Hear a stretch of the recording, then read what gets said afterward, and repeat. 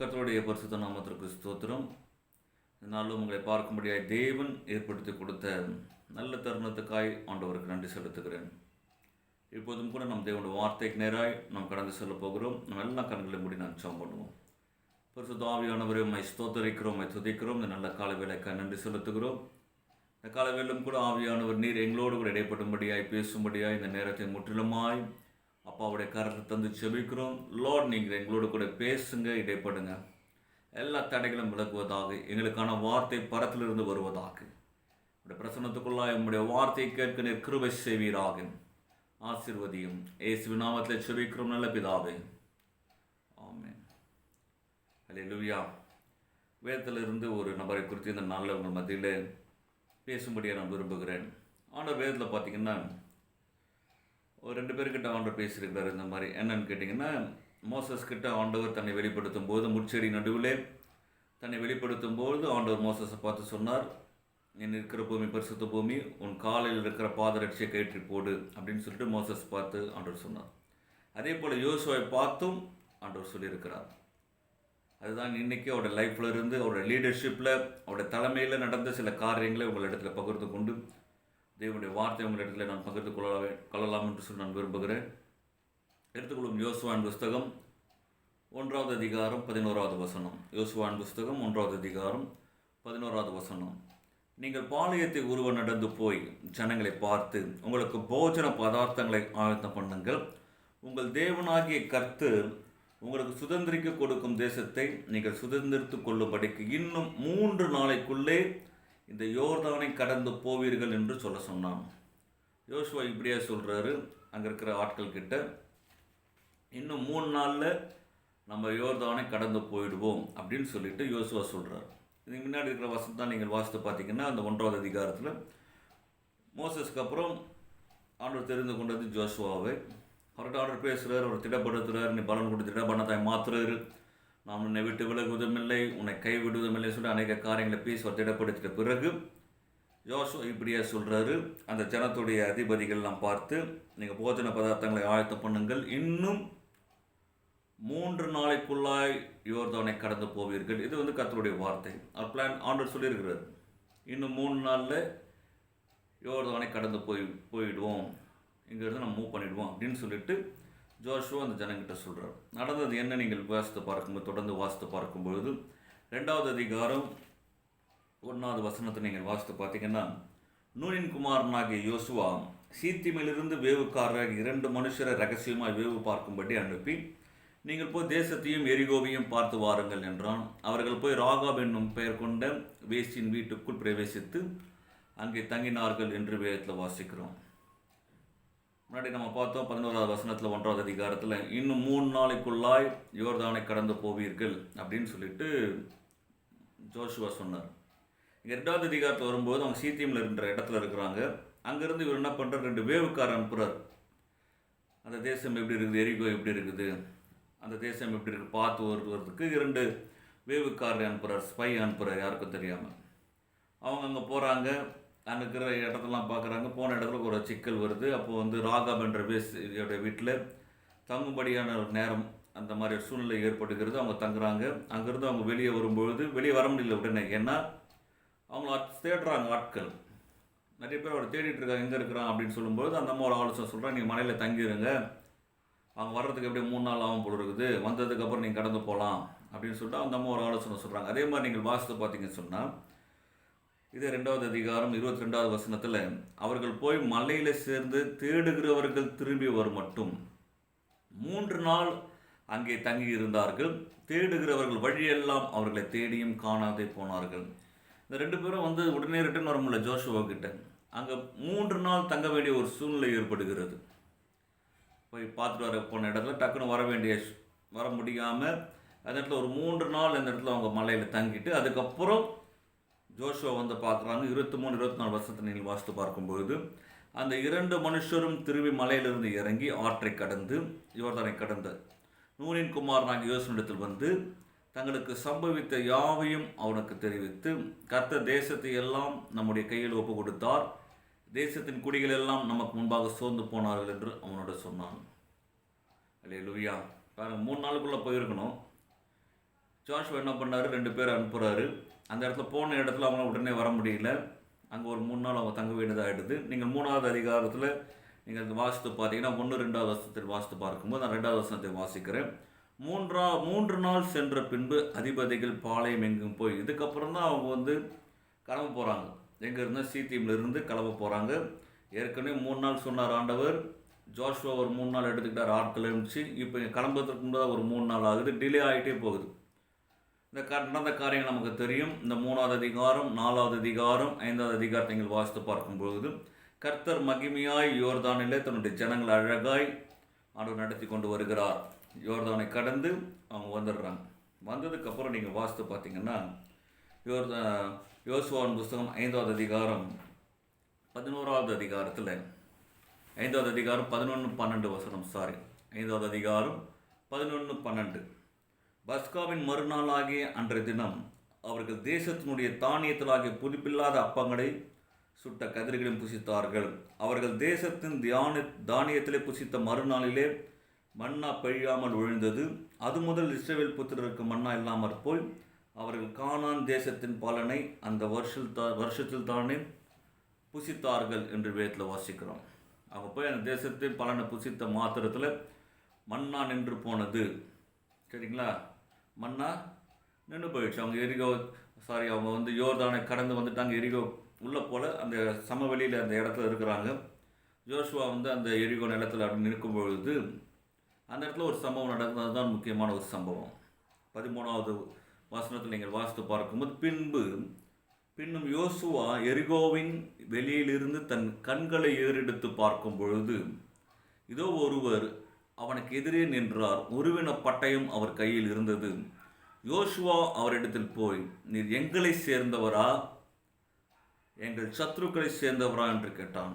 அவர் பாளையத்தில் இருக்கும்பொழுது, அந்த இடத்துல இருக்கும்பொழுது அவர் பார்க்குறாரு, ஒரு தூதன், அவருக்கு தூதன் தெரியாது, ஒரு ஆள் வந்து கையில் உருவின பட்டயத்தோடு கூட ஒரு ஆள் நிற்கிறத பார்த்து இருப்பார். அசால்ட்டாக போய் கேட்குறாரு, ஆமாப்பா நீ யார், எங்களை சேர்ந்தவரா இல்லை வந்து எங்களுடைய எதிரியை சேர்ந்தவரா யார் அப்படின்னு சொல்லிட்டு அவர் கேட்கும்போது அவர் சொல்கிறாரு 14வது வசனத்தில், அதற்கு அவர், அல்ல, நான் கர்த்தருடைய சேனைகளின் அதிபதியாக இப்போது வந்தேன் என்றான். அந்த மனுஷன் சொல்கிறாரு, நீ நினைக்கிற மாதிரி கிடையாது, அவமானம் கிடையாது, நான் கர்த்தருடைய சேனையின் அதிபதியாக இப்போது வந்திருக்கிறேன் என்ற வார்த்தை கேட்ட மாத்திரத்தில் யோசுவா முகங்கொப்புற அவர் பாதத்தில் விழுந்துட்டு அவர் கேட்குறாரு, என் ஆண்டவரே தமது அடியனுக்கு சொல்லுகிறது என்ன என்று கேட்டான். யோசுவா கேட்குறாரு, காலில் விழுந்து, ஆண்டவரே நீங்கள் என்ன சொல்லும்படிக்கு இப்போ என்னை தேடி வந்திருக்கிறீங்க, ஏதாவது முக்கியமான விஷயமா இருக்குமோ அப்படின்னு சொல்லிட்டு ஒரு பயத்தோடு கூட யோசுவா கேட்குறார். நடந்த காரியங்கள் என்ன நீங்கள் 15வது வசனத்தில் வாசித்து பார்க்கும்பொழுது, அப்போது கர்த்தருடைய சேனையின் அதிபதி யோசுவாவை நோக்கி, உன் கால்களில் இருக்கிற பாதரட்சிகளை கயிற்றி போடு, நீ நிற்கிற இடம் பரிசுத்தமானது என்றார். யோசுவா அப்படியே செய்தான் என்று வேதத்தில் வாசிக்கிறோம். யோசித்து பாருங்க, எதுக்காக தூதன் வந்து உருவின பட்டயத்தோடு கூட அங்கே வந்து நிற்கணும்? ஒரு தூதன் உருவின பட்டயத்தோடு அங்கே வந்து ஒருத்தனுக்கு எதிராக நிற்கிறாருன்னு சொன்னால் அவர் வந்து அவனை வந்து வெட்ட போகிறாருன்னு அர்த்தம் இல்லையா? அப்படி தான் வேதத்தில் பார்க்குறோம். ஒரு தூதர் அப்போ என்ன அர்த்தம், அவருக்கு அகைன்ஸ்டாக ஆண்டவர் வந்து ஒரு தூதரை அனுப்பியிருக்கிறாருன்னு அர்த்தம். ஏன்னா பட்டயம் உருவின பட்டயத்தோட கையில் ஒரு தூதன் நிற்கிறார். பட்டயம் வந்து பாக்கெட்டில் இல்லை, உருவின பட்டயம் ஒரு கையில் இருக்குது. கையில் இருக்கிற அந்த தூதன் சொல்கிறாரு, செருப்பை கட்டி போடு. யோசித்து பாருங்கள், செருப்பை கட்டி போட சொல்கிறதுக்கு ஒரு தூதன் கையில் பட்டயத்தோடு கூட வந்து யோசுவா முன்பதாக நின்று பேசணுமா? யோசித்து பாருங்களேன், அதுக்காக தூதன் வந்தாரா? இல்லையா? சாதாரண ஒரு விஷயம் கிடையாது இது. தூதன் வந்து அப்படியே ஒரு பட்டயத்தோடு கூட வந்து, நீ நிற்கிற இடம் பரிசுத்தமான இடம், நீ வந்து உன் பாதரட்சை கயிற்று போடு சொல்கிறதுக்காக ஒரு தூதன் வந்திருக்கிறார். யாருன்னு கேட்டால் அந்த தூதன் கர்த்தருடைய சேனையின் அதிபதி வந்து நிற்கிறார். அல்லேலூயா. யோசித்து பார்க்கணும். இதில் தான் முக்கியமான ஒரு காரியத்தை நான் உங்களிடத்தில் பேசும்படி நான் விரும்புகிறேன். ஆண்டவர் என்ன சொல்ல விரும்புகிறார்?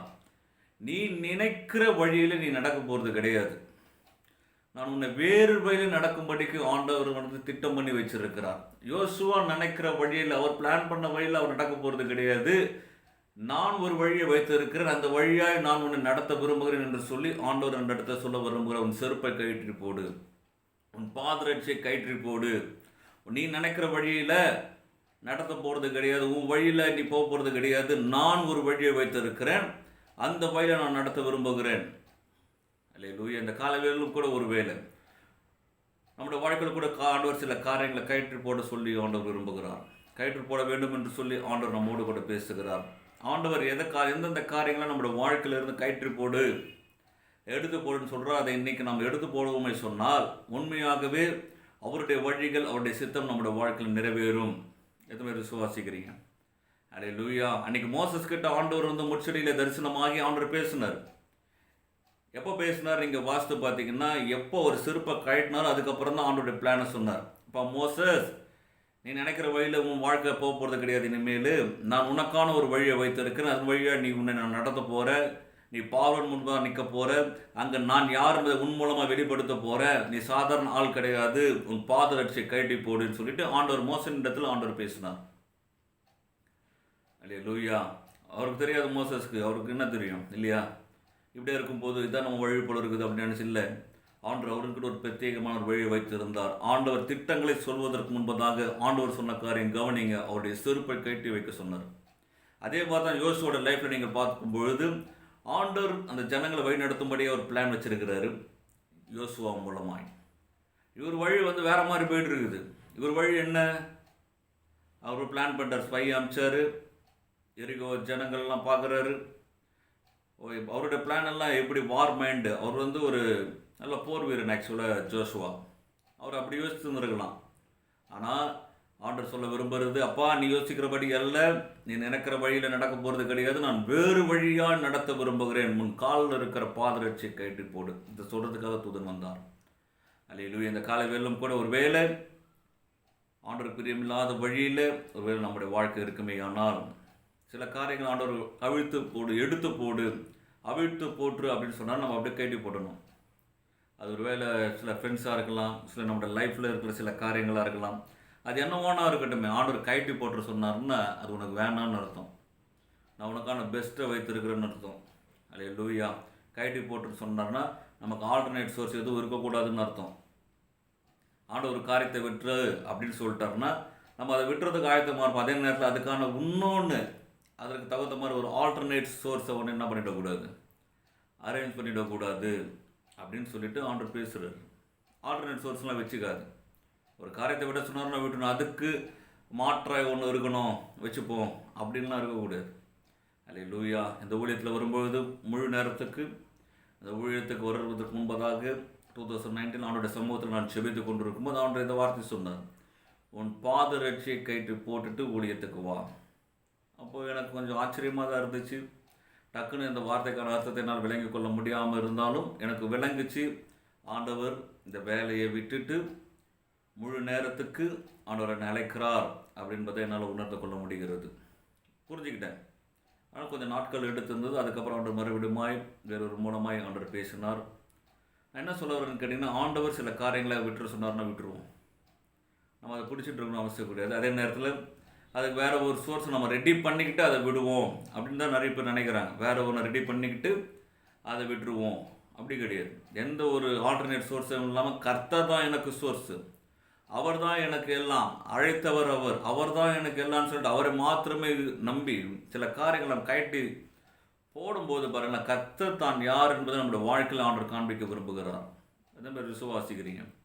அல்லேலூயா. ஆண்டவர் வந்து ஆபிரகாம் பார்த்து பேசினார். அப்போ அவன் பையனை வந்து எனக்கு பலி செலுத்தணும். நல்லா தெரிஞ்ச ஒரு சம்பவம். விறகு கட்டை எடுத்துக்கிட்டாரு, கத்தி எடுத்துக்கிட்டாரு, நெருப்பெல்லாம் கூட எடுத்துக்கிட்டாங்க. மலை மேலே ஏறுறாங்க. அவர் ஆல்டர்னேட் சோர்ஸ் எதுவும் கையில் எடுத்துகிட்டு போகல. இதுக்கு மாற்ற ஒரு வேளை ஆண்டவர் மனசு மாறி பிள்ளையை வெட்ட வேணான்னு சொன்னார்னா அப்போ வந்து பலி செலுத்துறதுக்கு ஒரு ஆடு குட்டி ஏதாச்சும் கையில் எடுத்துகிட்டு போகல.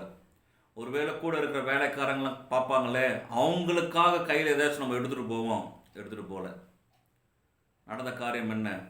அந்த இடத்துல பலி செலுத்துறதுக்கு முன்பதாக ஆண்டவர் பேசினார், பிள்ளை ஆண்டவர் மேலே கை போடாத அப்படின்னு சொல்லிட்டு பேசின மாற்ற அந்த இடத்துல ஆண்டவர் நல்ல ஒரு ஆட்டுக்குட்டியை ஆண்டவர் வைத்திருந்தார். அல்லேலூயா. அங்கே ஒரு சோர்ஸை ஆண்டவர் வைத்திருந்தார். இதுமாரி விளங்குது. அல்லேலூயா. அவர் பார்த்து கொள்வார். அவர் யெகோவா ஈரேவா இருக்கிறார். அல்லேலூயா. நம்ம எந்த ஒரு சோர்ஸும் அதுக்காக மாற்ற ஒன்று உருண்டு பண்ணின்னு அதுக்கப்புறம் அந்த காரியங்களை செய்யலாம், அதுக்கப்புறம் அதை விட்டுடலாம், அதுக்கப்புறம் அதை பண்ணிடலாம், அதுக்கப்புறம் அங்கே போயிடலாம். இல்லை, ஆண்டு விட சொன்னான், ஆண்டவர் கைட்டு போட்டு சொன்னால் உடனே அது நம்ம கை எடுக்கிறோன்னு அர்த்தம்.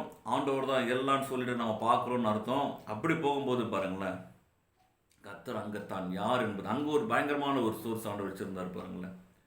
அல்லேலூயா. பலிக்கான ஆடுகளை கர்த்தர் அந்த இடத்துல ஆபிரகாமுக்கு காண்பித்தார்.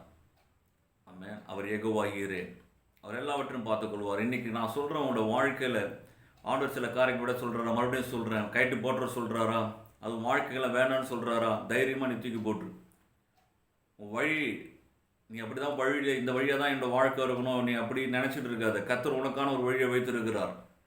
நீ என்னைக்கு அதை கைட்டி போடுறியோ அன்றைக்கி தான் கர்த்தருடைய வழி உன்னோட வாழ்க்கையில் நடக்கும். நான் அப்படியே அந்த செருப்போடு கூட நடப்பேன்னு சொன்னால் கர்த்தர் உனக்கு நடக்க முடியாது. இல்லை இதுவும் வேணும், நடக்க முடியாது. ஆண்டவர்கள் அப்படி நடக்க மாட்டார் பாருங்களேன்.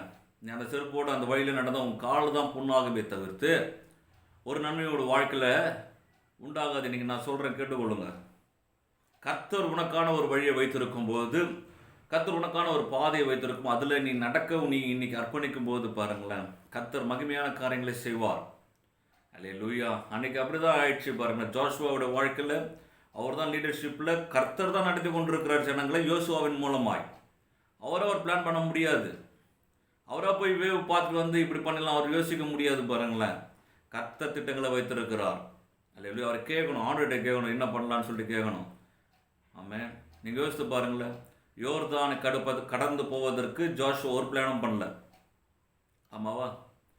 யோர்தானை கடந்து போவதற்கு ஒரு பிளானும் பண்ணல யோசுவா. ஆனால் அவர் பிளான் பண்ணாத, அவர் சற்றினும் யோசிக்காத அந்த விஷயத்தில் தான் கர்த்தர் யோசுவாவை மகிமைப்படுத்தினார், மேன்மைப்படுத்தினார். அல்லேலூயா. தன்னுடைய யோசனை ஒன்றுமே கிடையாது யோர்தானில். ஆனால் ஆண்டவர் பார்த்தீங்கன்னா ஒரு பெரிய காரியத்தை செய்தார். யோர்தானை ஒரு குவையில் நிற்க செய்து ஜனங்களை அழகாய் ஆண்டவர் நடத்தி சொல்லி போனார். அல்லேலூயா. ஆண்டவருடைய வார்த்தை இதுதான். ஆண்டவர் ஒரு மனுஷனை பார்த்து, நான் மோசையோட கூட இருந்தது போல உன்னோட கூட இருப்பேன்னு சொன்னார்னா, மோசைக்கு எப்படி தன்னை வெளிப்படுத்தினாரோ, மோசையை கொண்டு என்னென்ன காரியங்கள்லாம் என் ஆண்டவர் செய்தாரோ அப்படியே உன்னுடைய வாழ்க்கையிலும் என்னுடைய வாழ்க்கையிலும் ஆண்டவர் செய்வார். இதுதான் வாக்கு தத்தம். எது பேர் விசுவாசிக்கிறீங்க? அல்லேலூயா. அவர் செய்வார், அவர் நடத்துவார் பாருங்கள். அப்படியே எப்படி அன்னைக்கு மோசஸுக்கு ரெட்சினா இன்னைக்கு இவருக்கு வந்து யோர்தான். கர்த்தர் செய்தார். அவர் யோசிக்காத, அவர் பிளான் பண்ணாத விஷயத்தில் கர்த்தர் பெரிய ஒரு மகிமையான காரியங்களை செய்தார் பாருங்களேன். இதுதான் ஆண்டவர் விரும்புகிறது. கர்த்தரிடத்தை கொடுத்து கர்த்தர் நடத்தட்டும் என்று சொல்லி நாம் அமர்ந்திருக்கும் போது கர்த்தர் சரியாய் தன்னுடைய ஜனங்களை ஆண்டவர் நடத்துவார். இதுமாரி விசுவாசிக்கிறீங்க? அல்லேலூயா. ஆமென். கர்த்தர் நடத்துவார் பாருங்களேன். கர்த்தர் செய்வார். நம்ம பிளான் பண்ணணும்னு அவசியம் கிடையாது. நம்மளாக யோசித்து சில காரியங்களை செய்யும்போது சில நேரத்தில் லாக் ஆகிடும், அதுக்கு வெளிவர முடியாமல் போயிடும். உன்னை கர்த்தர் நடத்துகிறாரா? உன் வாழ்க்கையில் கர்த்தர் இருக்கிறாரா? கர்த்தருடைய ஆலோசனை தான் உன் வாழ்க்கை இருக்குதா? நிச்சயமாக ஆண்டவர் நடத்துவார்.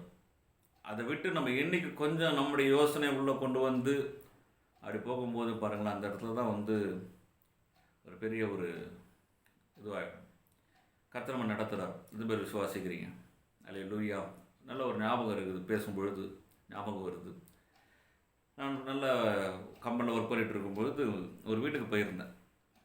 வீட்டுக்கு போயிருக்கும்பொழுது அங்கே ஒரு பிரதர் என்னை பார்த்து கேட்டார், சர்ச்சுக்கு எப்படி நீங்கள் வாடகை கட்டுறீங்க அப்படின்னு கேட்டார். சர்ச்சுக்கு ரெண்ட் வந்து 12,000. நீங்கள் எப்படி வாடகை கட்டுறாரு அப்படி கேட்கும்போது டக்குன்னு நான் சொல்லிட்டு, நான் தான் சம்பாதிக்கிறேன்ல. எப்படி கொஞ்சம் கூட யோசிக்காமல் நான் சொன்ன ஒரு வார்த்தை, நான் தான் சம்பாதிக்கிறேன்ல. அது சொல்லிவிட்டு நான் அதுக்கப்புறம் வெளியே வந்துட்ட பிறகு தான் குத்துச்சு அந்த வார்த்தை. அதுக்கப்புறம் தான் பேச ஆரம்பிச்சது. ஐயோ, நம்ம தப்பு பண்ணிட்டோம், நம்ம தவறாக இந்த வார்த்தையை விட்டுட்டோமேன்னு சொல்லிட்டு ஒரு பெரிய ஒரு போராட்டமாக இருந்துச்சு. ஆண்டவர்கிட்ட மன்னிப்புலாம் கேட்டு, சாரி ஆண்டவரே, ஆண்டவர் தான் நம்ம நடத்துகிறார். நம்ம வார்த்தை பாருங்களேன், நம்ம எப்படி சொல்லிட்டோம் பாருங்களேன். நான் சம்பாதிக்கிறேன்ல. அல்லேலூயா. இன்னைக்கு நான் சொல்ல முடியாது நான் சம்பாதிக்கிறேன்ல சொல்ல முடியாது. கர்த்தர் எனக்கு சோர்ஸே கிடையாது, வேறு ஆல்டர்னேட் சோர்ஸ்லாம் எதுவும் கிடையாது, மாற்றலாம் ஒன்றும் கிடையாது. கர்த்தர் மாத்திரம்தான். அதுதான் ஆண்டவர் விரும்புகிறார். சில நேரத்தில் நம்ம சில சோர்ஸை ரெடி பண்ணிட்டு பண்ணுவோம், அது ஆண்டவர் சில நேரத்தில் பிடிக்கிறது கிடையாது. அப்படி நம்ம ரெடி பண்ணும்போது ஆண்டவரை நான் வந்து நம்பலன்னு அர்த்தம். எதுவுமே வேணாம்ப்பா, நீங்கள் தான்ப்பா எனக்கு எல்லாம்னு சொல்லிட்டு ஆண்டவர் சார்ந்து நிற்கும்போது கர்த்தர் மகிமையாய் ஆண்டவர் நடத்துவார். மகிமையான காரியங்களை நம்முடைய வாழ்க்கையில் ஆண்டவர் செய்ய அவர் உண்மை உள்ளவராக இருக்கிறார். அல்லேலூயா. அப்போ நீங்கள் தொடர்ந்து இந்த ஜோஷுவாவுடைய வாழ்க்கையில் நீங்கள் வாசித்து பார்த்தீங்கன்னா, அவங்க எரிகோ போகிறாங்க.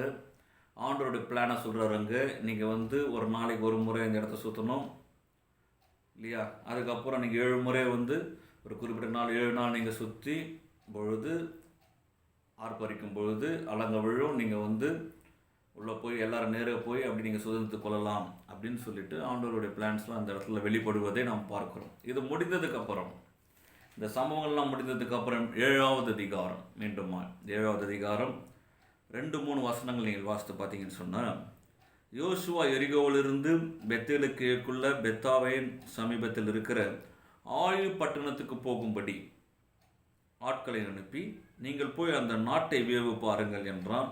அந்த மனுஷர் போய் ஆயை வேவு பார்த்து யோசுவாவினிடத்தில் திரும்பி அவனை நோக்கி, ஜனங்கள் எல்லாரும் போக வேண்டியதில்லை, ஏறக்குறைய 2000-3000 பேர் போய் ஆயை முறியடிக்கலாம், எல்லா ஜனங்களையும் அங்கே போகும்படி வருத்தப்படுத்த வேண்டியதில்லை, அவர்கள் கொஞ்சம் பேர் தானே என்றார்கள். இவர் மறுபடியும் என்ன பண்ணுறாருன்னா, ஆயு பட்டணத்தை வேவு பார்க்கறதுக்கு சில பேர் அனுப்புகிறாரு. போயிட்டு உடனே பார்த்துட்டு வந்துட்டாங்க. பார்த்து சொல்லிட்டாங்க, அதெல்லாம் ஒன்றும் இல்லை ஜோஷுவா, சிம்பிளான ஒரு விஷயம், அவங்களாம் சாதாரண ஆட்கள், ஒரு 2000-3000 பேர் போனவோ அவங்களாம் முறியடிச்சுட்டு வந்துடலாம் அப்படின்னு சொல்லிட்டு அவங்க கேஷுவலாக சொல்கிறாங்க. ஜோஷுவாவும் 3000 பேர் அனுப்புகிறார்.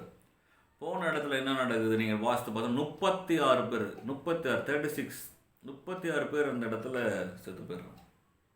ஒருவேளை நீங்கள் நடந்த இந்த சம்பவத்தை வாசித்து பார்க்கும்போது, ஆகான் என்ற ஒரு மனுஷன் சாபத்தீடானதை எரிகோவிலிருந்து கொண்டு வந்ததுனால இவங்க முதுகு காட்ட வேண்டியதாக இருந்துச்சு அப்படின்னு நீங்கள் வாசிக்க முடியுமானால், நீங்கள் நல்லா யோசித்து பார்த்தீங்கன்னா, இந்த ஆயு பட்டணத்தில் போய் சண்டை போவதற்கு முன்பதாகவும் யோசுவா கர்த்தரிடத்தில் கேட்கல என்ன பண்ணணும்னு சொல்லிட்டு.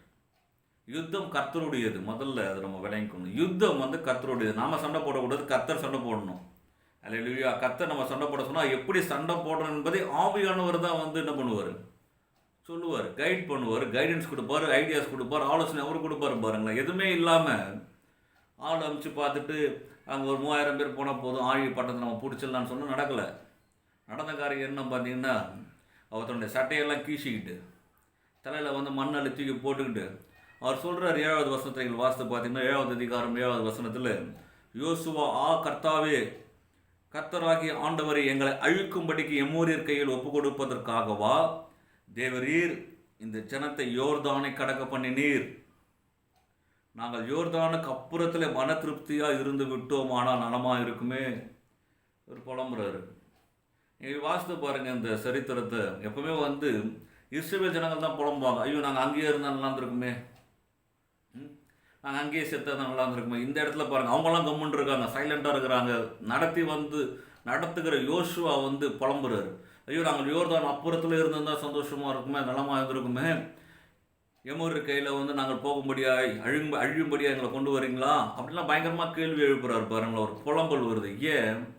கர்த்தரிடத்தில் ஆலோசனை கேட்காம தன்னுடைய சுயத்தில் நடக்கும்போது அதில் ரிசல்ட் என்னவாக இருக்குன்னா, புலம்பல் இருக்கும், முறுமுறுப்பு இருக்கும், துக்கம் இருக்கும், சமாதானமே இருக்காது.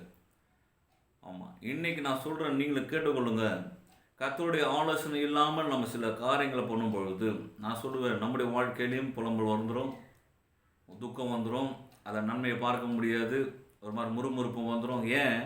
கர்த்தரை நான் கேட்காம பண்ணது நிமித்தமாக சில காரியங்கள் நடக்காது. எவ்வளோ பெரிய யோசுவாவாக இருந்தாலும் சரி, யாராக இருந்தாலும் சரி, கர்த்தரிடத்தில் ஆலோசனை கேட்காம செயல்படும் போது அவர் புலம்புறாரு. பாருங்களேன், ஜனங்கள் அமைதியாக இருக்கிறாங்க, வித்தியாசமாக நடக்குது. ஜனங்கள் அமைதியாக இருக்காங்க, நடத்தி கொண்டிருக்கிற யோசுவா புலம்புறாரு. ஆண்டவர் பார்த்துட்டுனா, இவன் இப்படி இருக்கிறான், டேய் நீ எழுந்துரு அப்படின்னு சொல்லிட்டு ஆண்டவர் எழுப்புறாரு. ஆண்டவர் பேச ஆரம்பிக்கிறாரு.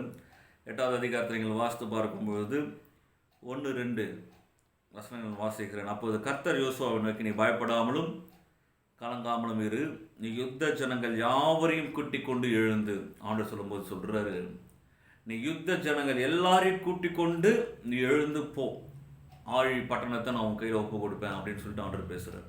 முன்னாடி வேவு பார்த்துட்டு வந்தவங்க சொன்னாங்க, 2000-3000 பேர் இருந்தால் போதும், முடிச்சிடலாம், அது ஒன்று நீங்களாம் எல்லாரையும் வருத்தம் பண்ணணும்னு அவசியம் கிடையாது. அப்போ யோசுவா கூட போல சண்டைக்கு, இல்லையா? ஆண்டவர் சொல்லும்போது சொல்கிறார், ஆண்டவர் நடத்தும் போது சொல்கிறார், உங்கள் இடத்துல இருக்கிற எல்லா யுத்த ஜனங்கள் எல்லாரையும் கொண்டு போ. நீங்கள் தொடர்ந்து வாசித்து பார்த்தீங்கன்னா 3வது வசனத்தில், அப்போது ஆயின் மேல் போக யோசுவாவும் சகல யுத்த ஜனங்களும் எழுந்து புறப்பட்டார்கள்.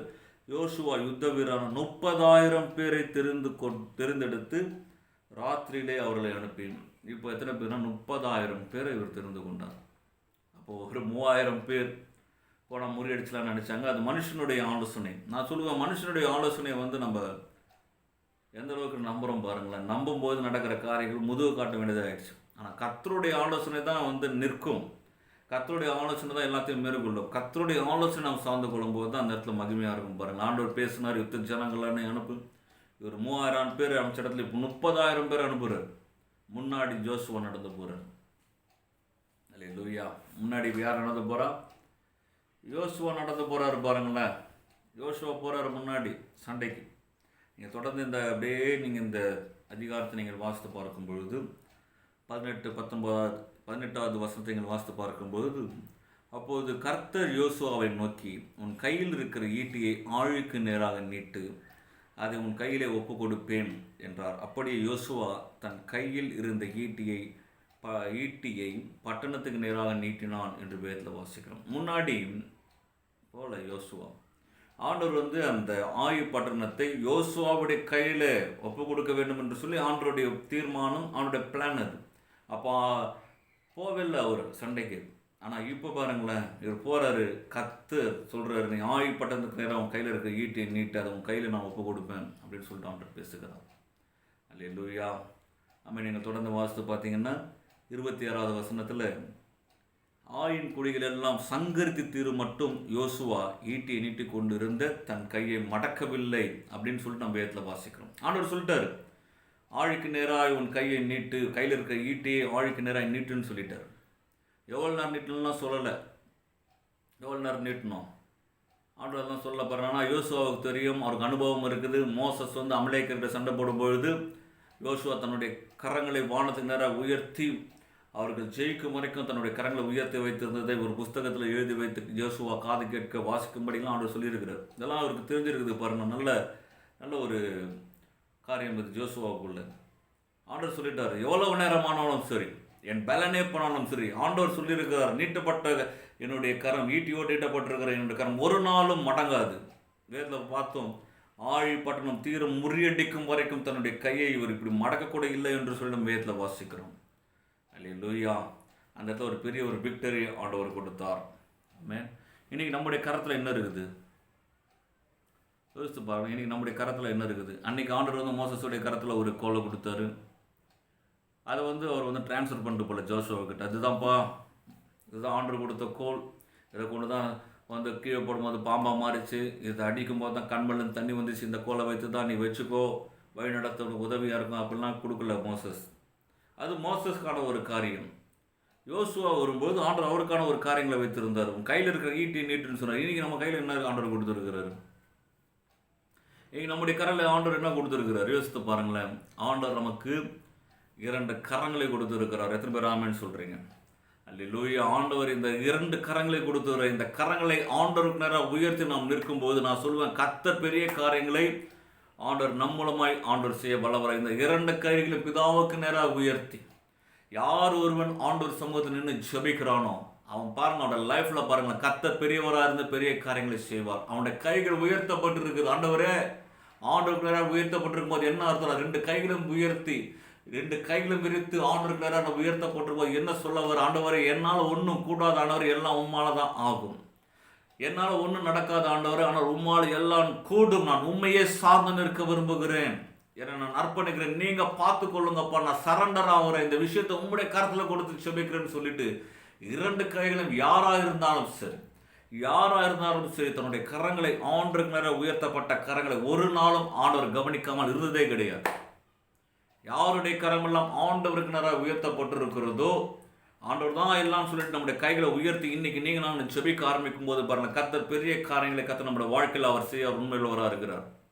அன்றைக்கு நேரம் அப்படி செபிப்பது கிடையாது. அப்படியே சோர்ந்து போய் ஜெபம் பண்ணுறோம், கை தரைக்கு நேராக போயிடுது, என்னென்னோ பண்ணிட்டு ஜெபம் பண்ணுறோம். ஆனால் நீ முழங்கால் போட்டு 2 கைகளையும் மானத்துக்கு நேரம் உயர்த்தி செபிக்கிற அனுபவம் உங்களுடைய வாழ்க்கையில் வருமே. ஆனால் நல்லா ஜெபம் பண்ணுற அந்த கைகளை உயர்த்தி அப்பாவுக்கு நேராக கலைகளை ஆண்டவருக்கு நேராக உயர்த்தி கைகளை ரெண்டுமாய் உயர்த்தி அப்பாவுக்கு நேராக நீங்கள் ஜெபம் பண்ணி பாருங்களேன்.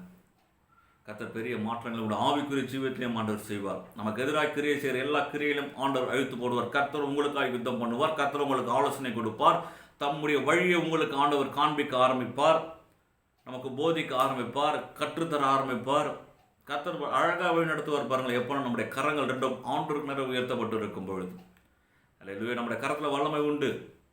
நம்முடைய கரத்தில் ஆண்டவர் அதிகாரம் கொடுத்துருக்கிறார். இது எப்போல்லாம் செயல்படணும்னு கேட்டிங்கன்னா, ஆண்டவருக்கு நேரம் நம்முடைய கரங்கள் உயர்த்தப்பட்டு இருக்கும்போது. ஒருவேளை இன்றைக்கி நீங்கள் யோசிக்கலாம், எனக்கு இன்னும் அபிஷேகம் இல்லாத மாதிரி இருக்குது, எனக்கு ஆவிக்குரிய வரங்கள் இல்லாத மாதிரி இருக்குது, எனக்கு இந்த கிருபை வரங்கள்லாம் இல்லாத மாதிரி இருக்குது. நான் சொல்லுவேன், யாராக இருந்தாலும் சரி, அப்பாவை நோக்கி கைகளை உயர்த்தி நிற்கிற எவரையும் இந்த ஆண்டவர் ஆசீர்வதிக்கிறவர். ஆண்டவர் நிச்சயமாய் ஆசீர்வதிப்பார். நிச்சயமாக உங்களுடைய கரங்களை ஆண்டவர் பார்க்கிறார். நீட்டப்பட்ட கரம் அவரால் நன்மைகள் நிரப்பப்படும் என்பது சந்தேகமே கிடையாது. கர்த்தர் உன்னை கீழாக்காமல் ஆண்டவர் நிச்சயமாய் மேலாக்குவார். உன்னை வாழாக்காமல் ஆண்டவர் தலையாக்குகிற தேவன் அவர். அல்லேலூயா. உன்னை ஆண்டவர் விட மாட்டார். அல்லேலூயா. நீங்கள் நான் சொல்கிற அனுபவத்தில் சொல்கிறேன், நீங்கள் கைகளை உயர்த்தி ஜெபிக்கும் போது பாருங்கள், கர்த்தர் உங்களிடத்தில் அவனை பேச ஆரம்பிப்பார். நீங்கள் தான்ப்பான்னு சொல்லும்போது கர்த்தர் நின்று யுத்தம் பண்ணுகிற அந்த காரியங்கள்லாம் உங்களால் உணர முடியும். இன்னுமாய் அதிகமாய் ஆண்டவர் ருசித்து பார்க்க முடியும். எப்போன்னு கேட்டிங்கன்னா, ஆண்டவர் நோக்கி கைகளை உயர்த்தி நிற்கிற அந்த அனுபவம் நம்முடைய வாழ்க்கையில் வரும்பொழுது பாருங்களேன். யோசுவா கைகளை உயர்த்தி நின்னார், நீட்டு நின்னார், கர்த்தரத்தை ஜெயத்தை கொடுத்தாரு. மோசஸ் 2 கைகளையும் ஆண்டவர் நேராக உயர்த்தார். நீங்கள் தான்ப்பா வெற்றி தரணும், நீங்கள் தான் ஜெயம் கொடுக்கணும்னு சொல்லிட்டு மோசஸ் நிற்கும்போது அந்த இடத்துல ஆண்டவர் ஜெயத்தை கொடுத்தார். அல்லேலூயா. இன்னைக்கு நீங்கள் நான் நிற்கும்போது அதே மோசையின் தேவன் தான், அதே ஆபிரகாமின் தேவன் தான், நீங்கள் நானும் அதே தேவன் நோக்கி நம்ம கைகளை உயர்த்தி நிற்கும்போது பாருங்களேன், கர்த்தர் நம்முடைய வாழ்க்கையிலும் ஜெயமுள்ள ஒரு கிறிஸ்துவ ஜீவியம் வாழ ஆண்டவர் கிருபை செய்வார். அல்லேலூயா. நீங்கள் யோசித்து பாருங்கள், சின்ன நேரத்தில் சண்டே கிளாஸ்லாம் நடக்கும் இல்லையா? நீங்கள் அந்த இடத்துல சண்டே கிளாஸ் முடிஞ்சது அங்கே இருக்கிற அக்காவோ அண்ணாவோ என்ன பண்ணுவாங்கன்னா, அங்கே இருக்கிற பிள்ளைங்களுக்கு ஸ்நாக்ஸ் ஏதோ கொடுப்பாங்க. அப்போ அந்த பிள்ளைங்களை என்ன பண்ணணும்னா கை நீட்டும். பார்த்துருக்கிறீங்களா? சில பிள்ளைங்களாம் 2 கையை நீட்டும், எனக்கு வேணும்னு சொல்லிட்டு. அப்போ நீட்டப்பட்டிருக்கிற அந்த பிள்ளைக்கு நிச்சயமாக என்ன பண்ணும், கையில் ஆண்டவர் அந்த அக்கா என்ன பண்ணுவாங்க, அந்த ஸ்நாக்ஸை கொடுப்பாங்க. சில நேரத்தில் 2 கையை நீட்டு 2 கையிலையும் கொடுப்பாங்க. ஆனால் நீட்டாமல் ஒரு சில பிள்ளை அப்படியே நிற்கும், நம்ம கொடுத்துருவாங்க. சில நேரத்தில் காலியாக போயிடும், கிடைக்காமல் போயிடும். ஒருவேளை உலக பிரகாரமான காரியங்கள் அப்படி இருந்தாலும் நான் சொல்லுவேன், இந்த பிள்ளைகளை போல நீங்களும் நானும் இருக்கும்போது அப்பாவுக்கு நேராக நம்மளுடைய கைகளை உயர்த்து, அப்பா நீங்கள் தான்ப்பா எனக்கு தரணும், எனக்கு வேணும் ஆண்டவரே, நீங்கள் எனக்கு கொடுங்க. நம்ம கெஞ்சும் போது அப்பா கிட்ட நம்ம கெஞ்சலாம், அப்பா கிட்ட நம்ம இறக்கத்துக்காக ஜெபம் பண்ணலாம், அப்பா கிட்ட போராடலாம், அப்பா கிட்ட நம்மளுடைய விருப்பத்தை சொல்லலாம். கைகளை உயர்த்தி அப்பாவுக்கு நேரம் நிற்கும்போது நிச்சயமாக நான் சொல்லணும், நம்முடைய கரங்களில் ஆண்டவர் நிச்சயமாக அவருடைய பலனை நிச்சயமாக ஆண்டவர் கொடுப்பார். அதுமாதிரி விசுவாசிக்கிறீங்க. அல்லேலூயா. நம்ம அப்படியா இருக்கணும், கைகளை உயர்த்தி செபிக்கிற ஒரு ஜெப ஜீவியம் நம்மளோட லைஃப்பில் இருக்கணும். பாருங்களேன். அல்லேலூயா. முதலாவது சொன்னேன், நம்மளோட வழி, நம்ம யோசிக்கிற சில காரியங்கள் இப்படி இருந்தால் நல்லாயிருக்கும், அப்படி இருந்தால் நல்லாயிருக்கும். ஆண்டவர் சில காரியங்களை விட சொல்லும்போது நம்ம என்ன பண்ணுறோம், சம்டைம்ஸ் அதுக்கு ஆல்டர்னேட் சோர்ஸ் ஏதாச்சும் ரெடி பண்ணி அதுக்கப்புறம் ஒன்று யோசிக்கிறோம். அப்படிலாம் இல்லாமல் கர்த்தர் இந்த நாளில் எதிர்பார்க்குற காரியம், ஆண்டவர் சில காரியங்களை கழட்டி போட சொன்னால் போட்டுருவோம். அதுக்கு மாற்றாக ஏதாவது ரெடி பண்ணிக்கிட்டு அதை வச்சுக்கலாம், அதை சப்போர்ட் பண்ணுவோம். அப்படிலாம் யோசிக்காமல் கர்த்தரை மாத்திரம் நமக்கு சோர்ஸாய் அவர் தான் அப்படி நிற்கும்போது பாருங்களேன், கர்த்தர் பெரிய காரியங்கள் நம்மளோட வாழ்க்கையில் ஆண்டவர் செய்வார். 2வது கைகள், இந்த 2 கைகளையும் ஆண்டவருக்கு நேராக உயர்த்தி நீங்கள் செபித்து பாருங்களேன். நான் அனுபவத்தில் சொல்கிற கர்த்தர் உங்களோட கூட பேச ஆரம்பிப்பார். கர்த்தர் இன்னுமாய் அவர் ருசித்து பார்க்குற ஒரு அனுபவத்துக்குள்ளாய் நிச்சயமாய் ஆண்டவர் நடத்துவார். பாருங்கள், நீங்கள் அப்படி கைகளை உயர்த்தி நீங்கள் ஜெபம் பண்ணி பாருங்கள். நல்லா நீண்ட நேரம் கைகளை உயர்த்தி ஜெபம் பண்ணுங்கள். கர்த்தர் பாருங்களேன், இன்னுமாய் நீங்கள் ஆண்டவர் அதிகமாக ருசித்து பார்க்க முடியும், இன்னுமாய் ஆண்டவர்கிட்ட நெருங்க முடியும், ஆண்டவரை கிட்டி சேர முடியும். கர்த்தர் உங்களை எடுத்து பயன்படுத்துவார். கர்த்தர் உங்களை ஆசீர்வதிப்பார். உங்களோட வாழ்க்கையில் அடுத்து என்ன செய்யணும், என்ன செய்யக்கூடாது, கர்த்தர் நம்ம நடத்த ஆரம்பிச்சிடுவார். நம்மளை யாராலும் நடத்த முடியாது, நல்லா புரிந்து கொள்வோம். என்னாலே நடத்தி கொள்ள முடியாது, ஆண்டவர் அதற்கு இருக்கிறார். ஆண்டவர் தான் நம்ம நடத்தணும், ஆண்டவர் தான் நம்ம நடத்தி கொண்டு இருக்கிறார். அல்லேலூயா. அதனால் நம்ம ஆண்டவர் சார்ந்து நிற்போம். கர்த்தர் உங்களை ஆசீர்வதிப்பாராக. நல்ல கண்களை மூடி நாம் ஜெபம் பண்ணுவோம். பரிசுத்த ஆவியானவரை உம்மை ஸ்தோத்திரிக்கிறோம், உம்மை துதிக்கிறோம். நாளும் கூட உங்களுடைய வார்த்தை கொடுக்க நீர் கிருபை செய்து நன்றி. நல்ல கேட்ட ஒவ்வொருவரையும் நீர் ஆசீர்வதிங்க. உங்களுடைய லைஃப்பில் பெரிய மாற்றங்கள் நீங்கள் ஏற்படுத்துங்க ஆண்டவரே. யாரெல்லாம் இந்த செய்தியை கேட்டு உணர்ந்தாங்களோ ஆண்டவர் சில காரியங்களை என்னுடைய வாழ்க்கையில் எடுத்து போட சொல்கிறாரு, கைட்டு போட சொல்கிறாரு, இதை காரியங்கள் எனக்கு உதவாதுன்னு சொல்லிட்டு யாரெல்லாம் உணர்ந்து என்னோட கூட சேர்ந்து செபிக்கிறாங்களோ அவங்க எல்லாரும் நீங்கள் ப்ளஸ் பண்ணுங்கப்பா. நீங்கள் சோர்ஸாக இருங்க, நீங்கள் யெகோவா ஈரவாக இருங்க, நீங்கள் நடத்த ஆரம்பிங்கப்பா. நீங்கள் நடத்துங்க. இந்த பிள்ளைகளை நீங்கள் ஆசீர்வதிக்கும்படியாக செபிக்கிறோம். எங்களுடைய சுயத்தில் நாங்கள் ஓடாதபடி, எங்களுடைய சுய ஆலோசனை நிற்காதபடிக்கு, எப்போதும் அது சின்ன விஷயமோ பெரிய விஷயமோ எதுவாக இருந்தாலும் தேவனிடத்தில் ஆலோசனை கேட்டு அதன்படி நடக்க அப்பா நீர் கிருபை செய்யும். நீர் ஆசீர்வதிங்கப்பா. உடைய கரத்தில் எங்களை தாழ்த்தி செபிக்கிறோம். இன்னும் எங்களை செப ஜீவியத்தில் மாற்றங்களை ஏற்படுத்துங்க. எங்களுடைய 2 கரங்களும் எப்போதும் உம்மை நோக்கி இருக்கணும். அதிகமாக உம்மை நோக்கி, உம்முடைய சமூகத்துக்கு நேராக பரத்தை நோக்கி எங்களுடைய கைகள் எப்போதும் உயர்த்தப்பட்டு செபிக்கிற ஒரு அனுபவத்துக்குள்ளாய் உங்களுடைய பிள்ளைகளை நீங்கள் நடத்துங்க, ஆசீர்வதிங்க. பெரிய மாற்றங்கள் நீங்கள் தாங்க, நீங்கள் நடத்துங்கப்பா. நீங்கள் ஆசீர்வதிங்க. நம்ம இன்னுமாய் கிட்டி சேர, இன்னுமாய் நம்முடைய பிள்ளைகளை நீங்கள் ஆசீர்வதிக்கணும். இன்னுமாய் கத்த நீங்கள் நடத்தணும். இன்னுமாய் உண்மை நீர் வெளிப்படுத்தணும். நீங்கள் ஆசீர்வதிங்க டேடி. பெரிய காரியங்களை செய்யுங்க. ஒவ்வொரு நீங்கள் ப்ளஸ் பண்ணுங்கள், ஆசீர்வதிங்க. வீட்டில் பிள்ளைங்க, அம்மா மாருங்கள் எல்லாரும் நீங்கள் ஆசீர்வதிக்கணும். எல்லோட தேவையும் சந்திங்க, பாதுகாத்து கொள்ளுங்க. தேவனுடைய விசேஷத்தை பாதுகாப்பின் கரம் இருக்க செபிக்கிறேன். இயேசு நாமத்தில் செபிக்கிறோம் நல்ல பிதாவே, ஆமென். நம்ம எல்லாம் சேர்ந்து சொல்லுமே, என் ஆத்துமாவை கர்த்தரை ஸ்தோத்திரி, என் முழுமே கர்த்தரின் பரிசுத்த நாமத்தை ஸ்தோத்திரி. என் ஆத்துமாவை கர்த்தரை ஸ்தோத்திரி, அவர் செய்த சகல உபகாரங்களை மறவாதே. ஆமென். நம்முடைய கர்த்தராகிய இயேசு கிறிஸ்துவின் கிருபையும் பிதாவாகிய தேவனுடைய அன்பும் பரிசுத்த ஆவியானவருடைய அன்பின் இன்றைக்கும் சதா காலங்களுக்கும் நம் அனைவரோடு இருந்து வழி நடத்துவதாக. ஆமென். கர்த்தர் உங்களை ஆசீர்வதிப்பாராக.